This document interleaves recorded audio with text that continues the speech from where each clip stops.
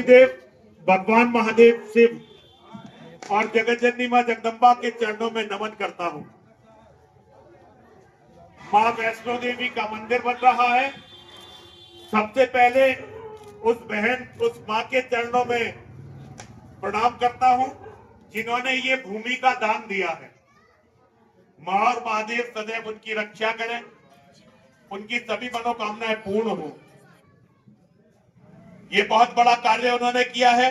उसके बाद जो इन्होंने समिति बनाई है, आराम से बैठ जाओ, बिल्कुल आराम से बैठो, आराम से ऐसे मत बैठो, भागने वाली स्थिति में मत बैठो, आराम से बैठो। उसके बाद ये समिति जिन्होंने इस मंदिर को बनाने का संकल्प लिया है, उन्हें बहुत बहुत साधुवाद, बहुत बहुत आशीर्वाद देता हूं।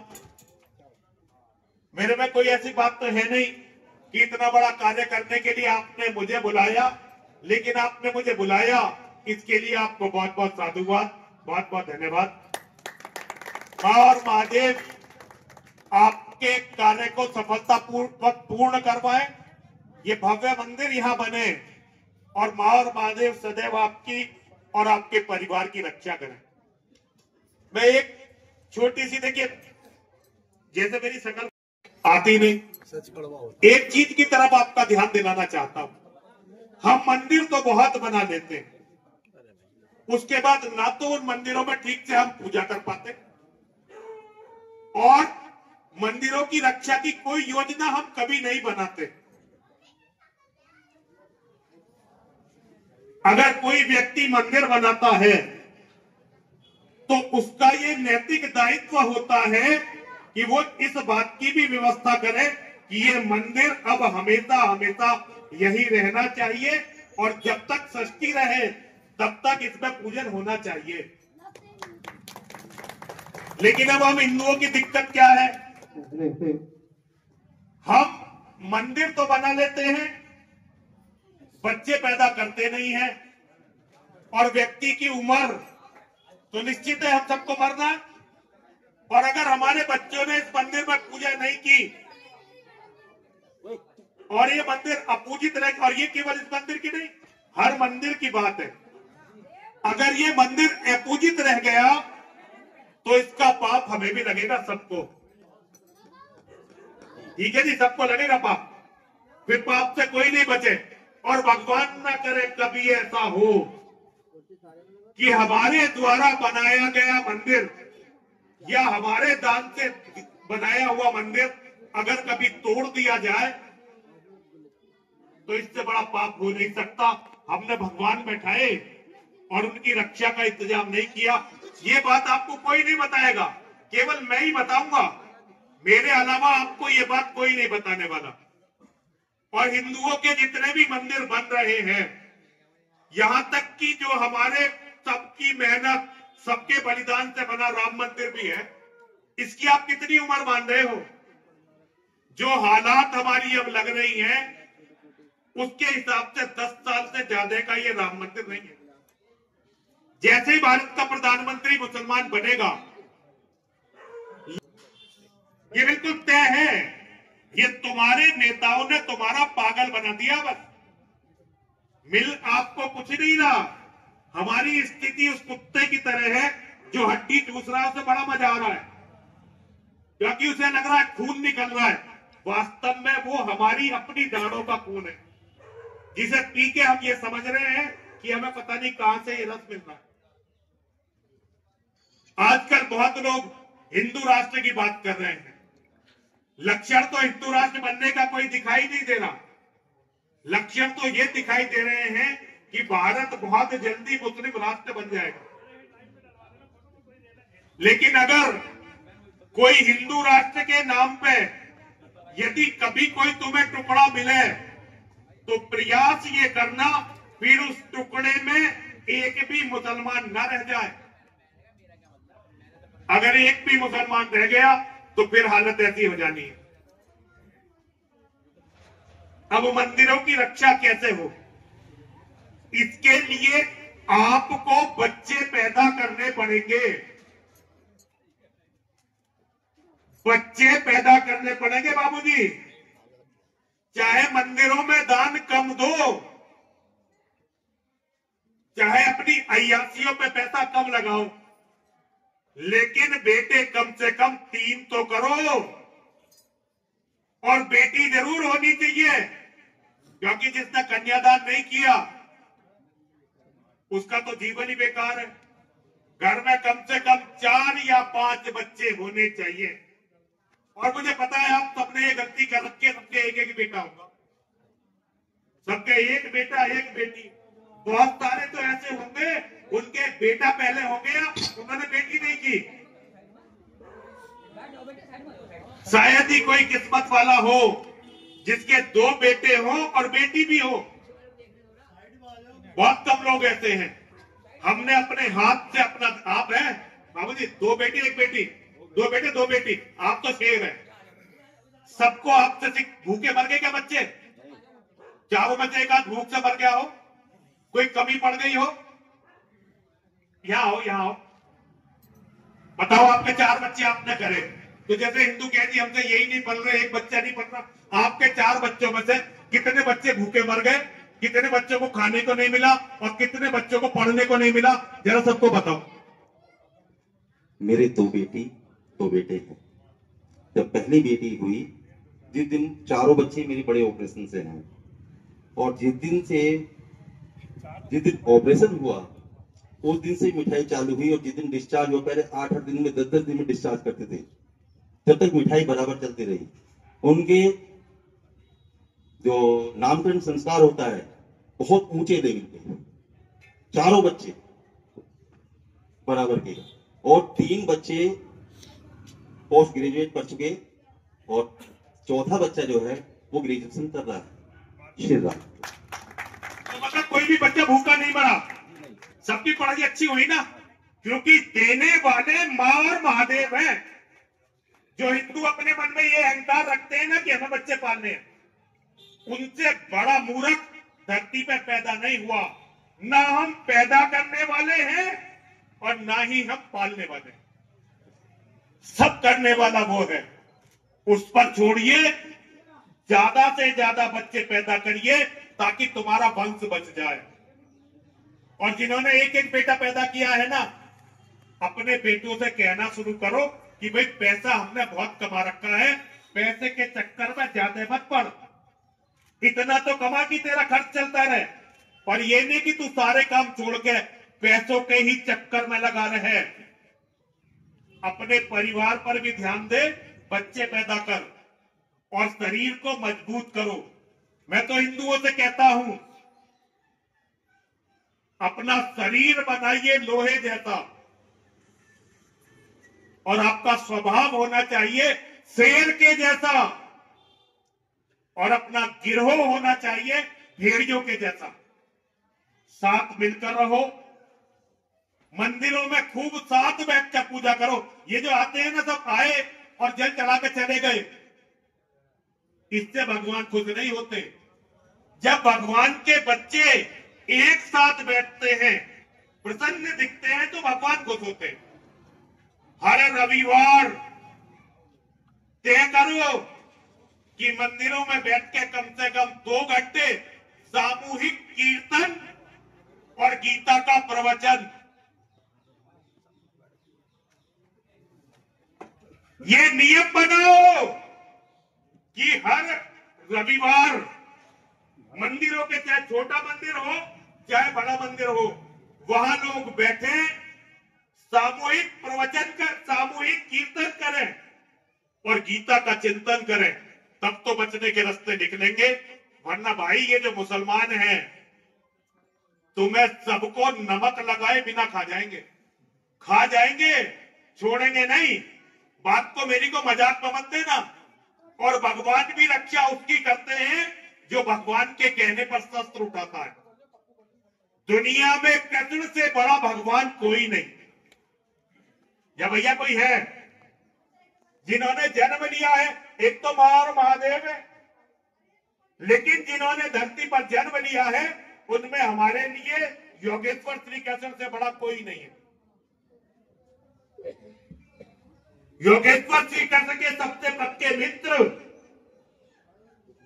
उनके सबसे अच्छे शिष्य और संबंधी रिश्तेदार जिससे सारे प्रोटोकॉल तोड़कर अपनी बहन की शादी करवाई। अर्जुन को जब जरूरत पड़ी तो उन्होंने कहा, अर्जुन तुझे अपनी लड़ाई खुद लड़नी है, मैं केवल मार्गदर्शक बनूंगा। और उनका सबसे प्रिय भांजा जब रण में मर रहा था तब उन्होंने बचाया नहीं। अर्जुन ने जब अभिमन्यु की हत्या हो रही थी तो अर्जुन ने भगवान से कहा कि भगवान मुझे कुछ लक्षण शुभ नहीं दिखाई दे रहे, मुझे हर तरह का अपशकुन दिखाई दे रहा है, कहीं कोई बुरी घटना तो नहीं हो रही। योगेश्वर को तो सब पता था, उन्हें पता था कि अर्जुन जब ये प्रश्न पूछ रहे हैं उस समय कौरवों के महारथी अकेले और निहत्थे अभिमन्यु की हत्या कर रहे हैं, लेकिन उन्होंने अभिमन्यु को बचाया नहीं। भाई चाहते तो बचा सकते थे, बचा सकते थे, नहीं बचा सकते। भगवान क्या नहीं कर सकते, लेकिन भगवान जानते हैं धर्म युद्ध में बलिदान देने पड़ते। तो भगवान ने अभिमन्यु को बचाया नहीं, और अभिमन्यु का जब बलिदान हो गया तब भगवान ने अर्जुन को बचाया सूर्य को छिपाकर। तो भगवान की लीलाओं को समझो, जो भगवान की मानता है और भगवान के बताए हुए मार्ग पर चलता है, भगवान केवल उसकी रक्षा करते हैं। और तुम सारे दिन रात दिन भजन में बैठे रहो और दुश्मन से लड़ो बिल्कुल मत, धर्म के दुश्मनों का विरोध करो मत। भगवान तुम्हें कतई नहीं बचावे। भगवान कोई नेता नहीं है जिन्हें चमचों की जरूरत है। भगवान हमारे ईश्वर हैं, वो हमारे कर्मों को देखकर न्याय करेंगे। इस बात को देखकर बिल्कुल न्याय नहीं करेंगे कि तुमने कितनी उनका बैठकर पाखंड दिखाया, नाम लिया, तुमने कर्म कैसे किए। भगवान ने अर्जुन से कभी ये नहीं कहा कि तुम एक जगह बैठकर पूजा में बैठकर जीवन निकाल दो। उन्होंने अर्जुन से कहा कि अर्जुन जो मैं कह रहा हूं वो कर, सर्व धर्मान परित्यज्य मामेकं शरणं व्रज अहं त्वां सर्व पापेभ्यो मोक्षयिष्यामि मा शुचः। अरे सब तरह के धर्मों का परित्याग करके तू मेरी शरण में आ जा। और इसका अर्थ है जैसा मैं बता रहा हूं वैसा कर। अगर तूने ये किया तो मैं तेरे सारे पापों से मुक्ति दिलाकर मोक्ष प्रदान करूंगा। केवल भगवान के नाम का पाखंड मत करिए, भगवान के सच्चे भक्त बनिए, भगवान के सच्चे अर्जुन बनिए। मुझे नहीं पता आप में से कितने लोगों ने गीता पढ़ी है, लेकिन जिन्होंने गीता पढ़ी है उन्होंने अंतिम श्लोक पढ़ा होगा जिसमें कहा गया है यत्र योगेश्वर है कृष्णो यत्र पार्थ धनुर्धर है। जहां योगेश्वर श्री कृष्ण होते हैं और जहां उनके शिष्य धनुर्धारी अर्जुन होते हैं, तत्र शरीर विजयो भूतिर ध्रुवा नीतिर्मतिर्मा।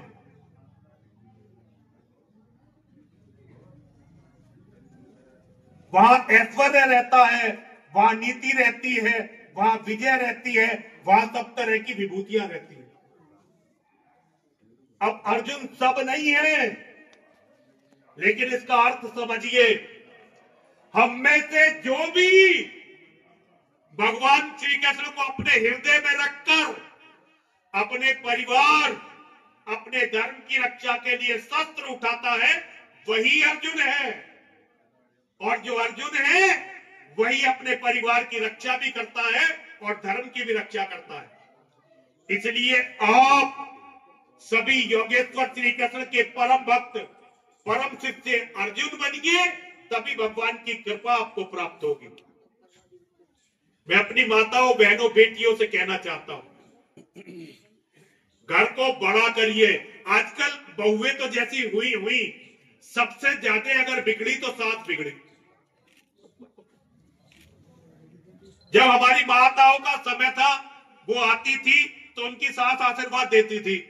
सास और जितनी तायस पीतस होती थी आशीर्वाद देती थी, दूधो नाओ पूतो फलो। आजकल की सास क्या कहे, ज्यादा लपड़े में मत पड़ियो, एक आधी बालक करियो। नाच तो सास ले गई, बहुओं की क्या गलती है?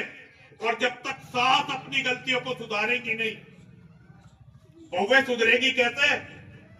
अब सासों को अपनी बहुओं से कहना पड़ेगा, बेटा मेरे घर में आई है तो सबसे पहले मेरे वंश की रक्षा कर, यहां कम से कम 4 या 5 बच्चे तो कर, ताकि मेरा वंश तो बचे, वरना तुम्हारा कोई नाम लेवा भी नहीं रहने वाला। चलो भैया, बहुत अजीब अजीब कड़वी बातें मैंने आपसे कह दी, लेकिन मैंने अपनी बाल बराबर भी बात झूठ नहीं बोली है। जिसे माननी हो मानो, ना माननी हो मत मानो। मेरा नाम है नरसिंहानंद और मेरा काम है सच बोलना, वो मैं बोलकर जा रहा हूं।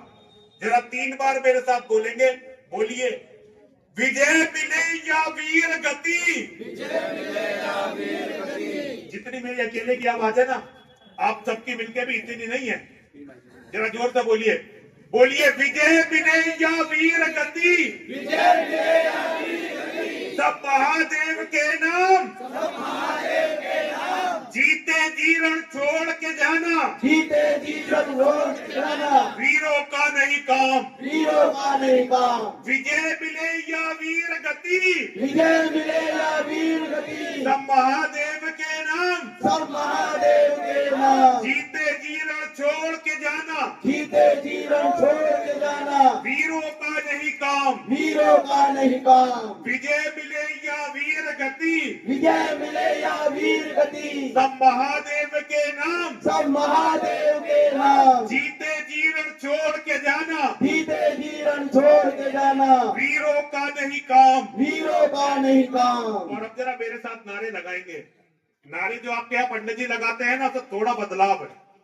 हम ये नहीं कहेंगे सनातन धर्म की जय हो, हम ये नहीं कहेंगे धर्म की जय हो, हम कहेंगे सनातन धर्म की जय हो। सनातन धर्म की जय होनी चाहिए। धर्म केवल सनातन है, और सनातन के अलावा जो है वो पाखंड और अधर्म है। तो सनातन धर्म की जय हो, सनातन धर्म की जय हो, सनातन धर्म की जय हो। और अब हम ये नहीं कहेंगे अधर्म का नाश हो, अधर्म के नाश में तो हम कंफ्यूज हो जाएंगे हमारे बच्चे। हम कहेंगे सनातन के दुश्मनों का नाश हो। 2 बार बोलेंगे, हमारा कल्याण एक बार, हमारी जय एक बार हो चल जाएगा। दुश्मन का नाश 2 बार होना चाहिए। सनातन के दुश्मनों का नाश हो, नाश हो। सनातन के दुश्मनों का नाश हो, नाश हो। सनातन के दुश्मनों का नाश हो, नाश हो। और एकता, हमें सबकी एकता नहीं चाहिए। सनातन के मानने वालों में एकता हो, एकता हो। 2 बार एकता की बहुत जरूरत है हमें। अब देखो बागेश्वर धाम जो है यात्रा कर रहे हैं एकता के, वृंदावन से, ठीक है जी। लेकिन यार एकता वो नहीं करवा सकते, एकता आप लोगों को करनी पड़ेगी। सनातन के मानने वालों में एकता हो, एकता हो। सनातन के मानने वालों में एकता हो, एकता हो। सनातन के मानने वालों में एकता हो, एकता हो। और कल्याण किसका हो? कल्याण हमारा हो बस, और हमारे सिवा सबका विनाश हो। सनातन के मानने वालों का कल्याण हो, सनातन के मानने वालों का कल्याण हो, कल्याण हो। सनातन के मानने वालों का कल्याण हो, कल्याण हो।